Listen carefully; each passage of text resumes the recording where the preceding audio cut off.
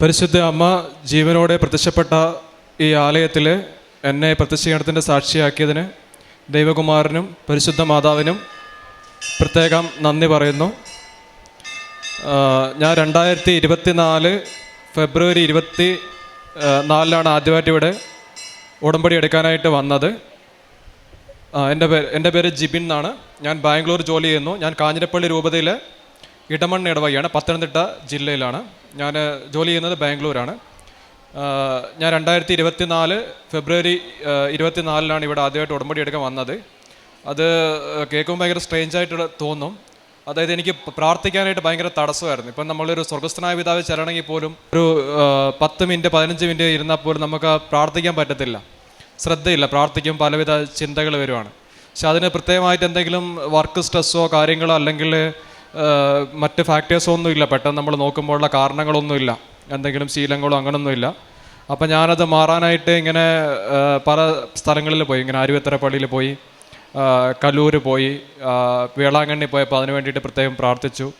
അങ്ങനെ ഞാൻ വിചാരിച്ച് ഇങ്ങനെ കൃപാസനം എന്ന് ഇങ്ങനെ ജസ്റ്റ് സോഷ്യൽ മീഡിയയിൽ കണ്ടിട്ടുണ്ട്, ആലപ്പുഴ ഇവിടെ ഒരു പള്ളി ഉണ്ടെന്ന്. അപ്പോൾ എൻ്റെ മനസ്സിൽ ഇങ്ങനെ ജസ്റ്റ് തോന്നിയിട്ട് ഞാനിവിടെ വന്നു. എനിക്കിവിടെ ഉടമ്പടി ഉണ്ടെന്നൊന്നും അറിയത്തില്ലായിരുന്നു. അപ്പം ഞാനിവിടെ വന്നത് ജസ്റ്റ് പ്രാർത്ഥിച്ചിട്ട് പോകാമെന്ന് ഓർത്തിട്ടാണ്. അപ്പോൾ ഇവിടെ വന്നപ്പോഴാണ് പിന്നെ ഉടമ്പടി ഉണ്ട്, നമ്മളിവിടെ ഉടമ്പടി എടുക്കണമെന്നൊക്കെ മനസ്സിലായത്.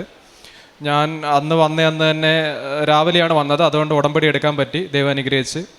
അപ്പോൾ ആദ്യത്തെ തവണ നമ്മൾ പത്രം കൊടുക്കുമ്പോഴൊക്കെ കുറച്ച് ബുദ്ധിമുട്ടായിരുന്നു. പത്രം കൊടുക്കാനൊക്കെ ഒരു മടി കാര്യങ്ങളൊക്കെ ആയിരുന്നു. ഒരു പ്രാവശ്യം ഞാൻ പള്ളിയിലൊക്കെ വെച്ചിട്ടൊക്കെ പോയിട്ടുണ്ട് പത്രം. പിന്നെ 1-2 തവണ പുതുക്കി കഴിഞ്ഞപ്പോഴത്തേക്കും അതിൽ മാറ്റം വന്നു. ഏകദേശം 4ാമത്തെ പുതുക്കലിലാണ് എനിക്ക് ആ പ്രാർത്ഥനാ തടസ്സം ഭയങ്കരമായിട്ട് മാറിക്കിട്ടിയത്. ഏകദേശം ഒരു 70% ഒരു മാറിക്കിട്ടിയെന്ന് പറയാം, ദൈവം അനുഗ്രഹിച്ചിട്ട്. പിന്നീട് എനിക്ക് ഉള്ളതൊരു പ്രശ്നം എന്ന് പറഞ്ഞാൽ, നമ്മൾ ഈ ഒരുപാട് ട്രാവൽ ചെയ്താലൊക്കെ ഭയങ്കരമായിട്ടുള്ള കണ്ണിന് വേദന, അങ്ങനെ ഒരു പ്രശ്നം ഉണ്ടായിരുന്നു. കണ്ണിന് ഒരു പുകച്ചിൽ പോലെ ഒരു പ്രശ്നം ഉണ്ടായിരുന്നു. ഞാൻ എൻ്റെ ഒരു വർക്ക് റിലേറ്റഡ് ആയിട്ടുള്ള ആവശ്യത്തിന് റീസെൻ്റ്ലി ഈ ഓശാനയുടെ തലേദിവസം ഞാൻ തിരുവനന്തപുരത്ത് വന്നപ്പോൾ, ഞാൻ എല്ലാ ദിവസവും പള്ളിയിൽ പോകാറുണ്ട് ഉടമ്പടി എടുത്ത ശേഷം. പ്രത്യേകിച്ച് ഞായറാഴ്ചയായിരുന്നു. ഞാനപ്പം എൻ്റെ ഫ്രണ്ട്സിൻ്റെ വീട്ടിലാണ് സ്റ്റേ ചെയ്തത്. ഞാനപ്പോൾ അവരോട് പള്ളിയിൽ പോകണമെന്ന് വിചാരിച്ചു. പക്ഷേ അന്ന് അവരോട് പോകാൻ പറ്റില്ല, ജസ്റ്റ് 5 മിനിറ്റ് ഞാൻ ലേറ്റായി പോയി ഞാൻ എത്തിയപ്പോൾ. പിന്നെ ഞാൻ അടുത്തുള്ള പള്ളി സെർച്ച് ചെയ്ത് ഇങ്ങനെ ഗൂഗിളിലൊക്കെ സെർച്ച് ചെയ്ത് അവരോടൊക്കെ ചോദിച്ച് കണ്ടുപിടിച്ചതൊരു അടുത്തൊരു ചാപ്പലുണ്ടായിരുന്നു. അവിടെ 5 മണിക്ക് കുർബാന ഉണ്ടെന്ന് അറിഞ്ഞു. അപ്പോൾ അവിടെ പെരുന്നാളായിരുന്നു ഞാൻ ചെന്ന സമയത്ത്. എനിക്കറിയത്തില്ലായിരുന്നു, ഞാൻ ചെന്ന പെരുന്നാളാണ്. അപ്പം അന്ന് ഞാൻ ട്രാവലൊക്കെ ചെയ്തുകൊണ്ട് എൻ്റെ കണ്ണിന് ചെറിയൊരു പുകച്ചിൻ്റെ പ്രശ്നങ്ങളൊക്കെ ഉണ്ടായിരുന്നു. അപ്പം ഞാൻ ആ കുർബാനയ്ക്ക് മുമ്പായിട്ട് അവിടെ കൊന്തയൊക്കെ നടന്നു വരുന്ന സമയത്ത് എൻ്റെ മനസ്സിൽ തോന്നിച്ചു, നീ ജോസഫ് അച്ഛന് വേണ്ടി പ്രത്യേകിച്ച് പ്രാർത്ഥിക്കണമെന്ന് പറഞ്ഞു. അങ്ങനെ ഞാൻ ജോസഫ് അച്ഛന് വേണ്ടി പ്രാർത്ഥിച്ചു. ഇഷ്ടമുള്ളൊരു നിയോഗം മനസ്സിൽ പറയാൻ പറഞ്ഞു. അപ്പോൾ ഞാൻ എൻ്റെ കണ്ണിൻ്റെ ഈ പ്രശ്നത്തിന് വേണ്ടിയിട്ട് പ്രത്യേകമായിട്ട് പ്രാർത്ഥിച്ചു. അപ്പോൾ അതിനുശേഷം കണ്ണിൻ്റെ അത് വന്നിട്ടില്ല. അത് കോയിൻസിഡൻ്റലായിരിക്കും. മേ ബി അന്ന് അവിടെ പ്രസംഗം പറഞ്ഞ അച്ഛൻ പ്രസംഗിച്ചത് ഒരു അച്ഛനുണ്ട്, ഒരു ജോസഫ് അച്ഛൻ എന്ന് പറഞ്ഞൊരു കണ്ണ് വയ്യാത്തൊരു അച്ഛൻ്റെ ഒരു കാര്യമാണ് പ്രസംഗിച്ചത്. രണ്ടാമത് അന്ന് ബേത്സൈദയിൽ കണ്ണിന് പ്രശ്നമുള്ള ഒരാളെ സുഖപ്പെടുത്തുന്നതായിട്ടാണ് കാണിച്ചത്. അപ്പം അത് വലിയൊരു ദൈവാനുഗ്രഹമാണ്. പിന്നീട് എനിക്ക് ഒരു ഫിഷറിൻ്റെ പ്രശ്നം ഉണ്ടായിരുന്നു ഒരു 6-7 വർഷങ്ങൾക്ക് മുൻപ്. പിന്നെ അതിങ്ങനെ ഇടയ്ക്കിടയ്ക്ക് ഇങ്ങനെ മാറി ഇങ്ങനെ വന്നുകൊണ്ടിരുന്നു. പക്ഷെ നമുക്ക് ചില ഭക്ഷണങ്ങൾ കഴിക്കുന്നതിലൊക്കെ ഭയങ്കര പ്രശ്നമാണ്. നമ്മൾ ട്രാവൽ ചെയ്യുമ്പോഴൊക്കെ വെള്ളം കുടിച്ചില്ലെങ്കിലൊക്കെ അതിൻ്റേതായ ഭയങ്കര പ്രശ്നങ്ങളൊക്കെ ഉണ്ടായിരുന്നു. പിന്നെ അത് ഉടമ്പടി തൈലവും ഉപ്പും ഒക്കെ ഉപയോഗിച്ച്, വിശുദ്ധ വസ്തുക്കളായി ഉടമ്പടി തൈലവും ഉപ്പും ഉപയോഗിച്ച് പ്രാർത്ഥിച്ചതിൻ്റെ ഫലമായിട്ട് ഒരു കഴിഞ്ഞ നവംബറിൽ ഞാനൊരു യൂറിൻ ഇൻഫെക്ഷൻ്റെ കാര്യത്തിൽ അഡ്മിറ്റായ സമയത്ത് 2 ഹോസ്പിറ്റലിൽ ചെക്ക് ചെയ്തപ്പം അത് പൂർണ്ണമായും മാറിയെന്ന് അറിഞ്ഞു. പിന്നെ എനിക്ക് മൈഗ്രെയിൻ്റെ പ്രശ്നം ഉണ്ടായിരുന്നു. മൈഗ്രെയിനും ഞാനത് പ്രത്യേകിച്ച് ഈ ചൊവ്വാഴ്ച ധ്യാനത്തിൻ്റെ സമയത്ത് ഞാൻ വിശുദ്ധ വസ്തുവായിട്ടുള്ള വിശുദ്ധ എണ്ണ നമ്മൾ തെറ്റിയിൽ കുരിശ് വരച്ച് പല പ്രാവശ്യമായിട്ട് പ്രാർത്ഥിച്ചിട്ടുണ്ട്. അങ്ങനെ അത് പൂർണ്ണമായിട്ട് ഇപ്പം മാറിക്കിട്ടി. കാരണം നമുക്ക് മൈഗ്രെയിനൊക്കെ ഉള്ളവർക്കറിയാം, അത് ഭയങ്കര സിവിയറായിട്ട് മൈഗ്രെയിൻ ഉള്ളപ്പോൾ നമുക്ക് ഫുള്ള് ബ്ലാക്ക് ഔട്ടായി പോകുന്ന അവസ്ഥ, അല്ലെങ്കിൽ നമുക്ക് ഒന്നും ചെയ്യാൻ പറ്റാത്തൊരവസ്ഥയൊക്കെയാണ്. ആ ദിവസം ഫുള്ള് പോകുന്ന അവസ്ഥയാണ്. ദൈവം അനുഗ്രഹിച്ചിട്ട് അത് മാറിക്കിട്ടി. പിന്നെ ഞാൻ ഇവിടെ നാട്ടിലുള്ള സമയത്താണെങ്കിലും ഇവിടെ ഉള്ളപ്പോഴാണെങ്കിലും പുറത്താണെങ്കിലും ഞാൻ പല ഭാഷയിലുള്ള പത്രങ്ങൾ വാങ്ങിച്ച് കൊടുക്കാറുണ്ട്.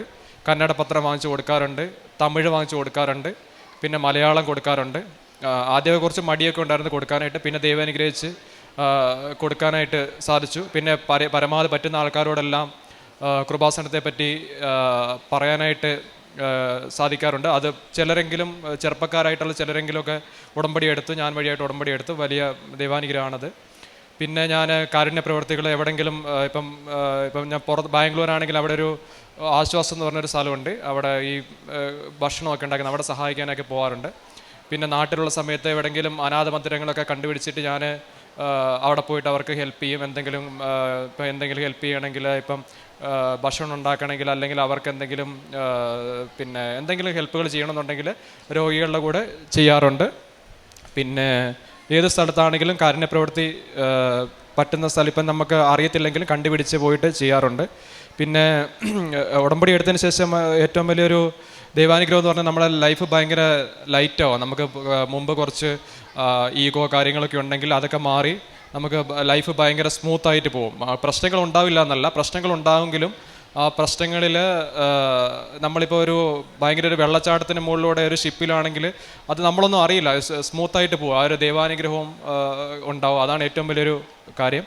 പിന്നെ നമ്മൾ കൂടുതൽ ദൈവസ്നേഹത്തിൽ വളരാൻ പറ്റും. പണ്ട് ഞാനൊക്കെ ഞായറാഴ്ചയിലും പിന്നെ പ്രത്യേകതയുള്ള ദിവസങ്ങളിലും മാത്രം, കടപ്പെട്ട ദിവസങ്ങളിലും പിന്നെ ശനിയാഴ്ചയൊക്കെ മാത്രമാണ് പള്ളിയിൽ പോയിക്കൊണ്ടിരുന്നത്.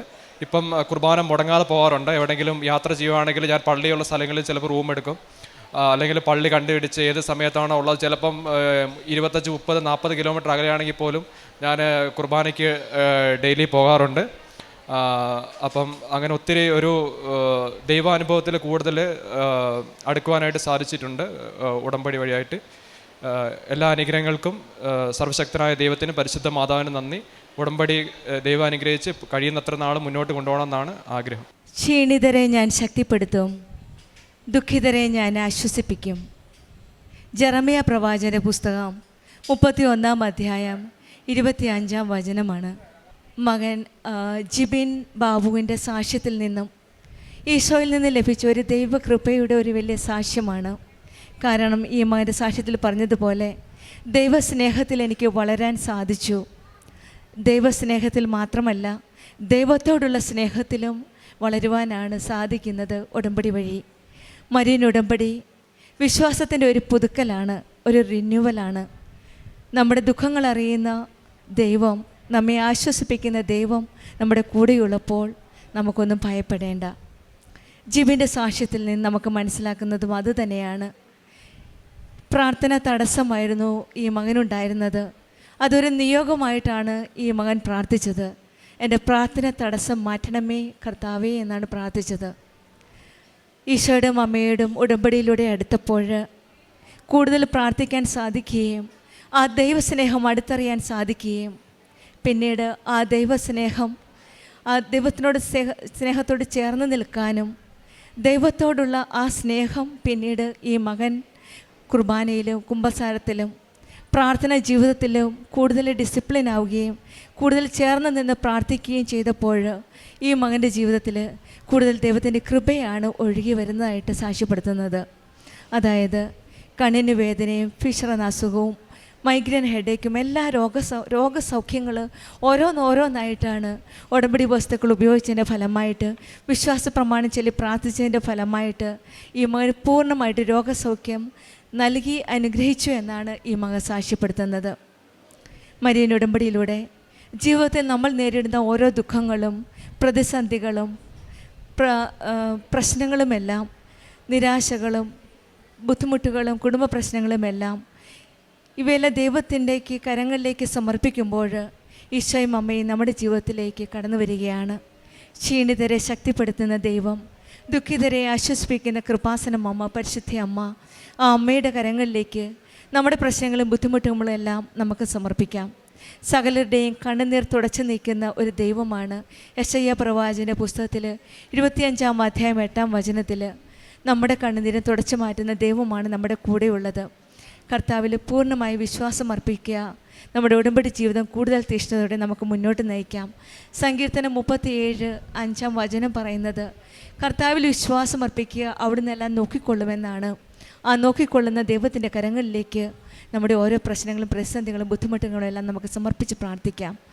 ജിബിനും കുടുംബത്തിനും ലഭിച്ച എല്ലാ അനുഗ്രഹങ്ങൾക്കും, പ്രത്യേകിച്ചും രോഗസൗഖ്യങ്ങൾക്കും, ഈ മകൻ പറഞ്ഞതുപോലെ ഉടമ്പടിയിൽ വന്നതിൽ പിന്നെ എനിക്കൊന്നിനും ഒരു പേടിയില്ല, ലൈഫ് സ്മൂത്തായിട്ട് പോകുന്നു എന്നാണ്. കാരണം ഈശോയുടെ മമ്മയുടെ സാന്നിധ്യം നമ്മുടെ ജീവിതത്തിലുണ്ടെങ്കിൽ നമുക്കൊന്നും പേടിക്കേണ്ട ആവശ്യമില്ല. വിശ്വാസം വഴി കൃപയാലാണ് നമ്മൾ രക്ഷിക്കപ്പെട്ടെന്ന്. അത് നമ്മൾ നേടിയെടുത്തതല്ല, ദൈവത്തിൻ്റെ ഒരു ദാനമാണ്.